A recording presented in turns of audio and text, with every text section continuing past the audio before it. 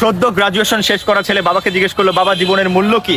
আর বাবা জীবনের মূল্য বোঝানোর জন্য ছোট্ট একটা পাথর দিয়ে বলল, যাও কোনো একটা দোকানে যেয়ে জিজ্ঞেস করো পাথরের মূল্য কি। ছেলে নিয়ে গেল সবজির দোকানে, পাথরের মূল্য বলল 2 ব্যাগ সবজি। বাবাকে এসে বলল, বাবা জীবনের মূল্য কি 2 ব্যাগ সবজি? বাবা বলল, না, এবার তুমি ওই যে রুমালটা আছে ওটাতে পাথরটা মুড়ে নিয়ে একটা বড় দোকানে যাও। ছেলে একটা বড় দোকানে যাওয়ার পর দোকানদার দেখে শুনে বলল, তুমি এটা দিয়ে সর্বোচ্চ 2 বস্তা চাল পেতে পারো। ছেলে আবার এসে বলল, বাবা জীবনের মূল্য কি 2 বস্তা চাল? বাবা বলল, আমাদের যে মকমলের কাপড়টা আছে ওটাতে মুড়ে এবার পাথরটা নিয়ে কোনো একটা ভালো দোকানে যাও।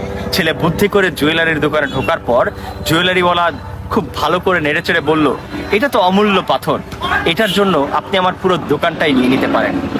গল্পের ছলে হলেও এটাই সত্য, আপনি কোথায় আপনাকে উপস্থাপন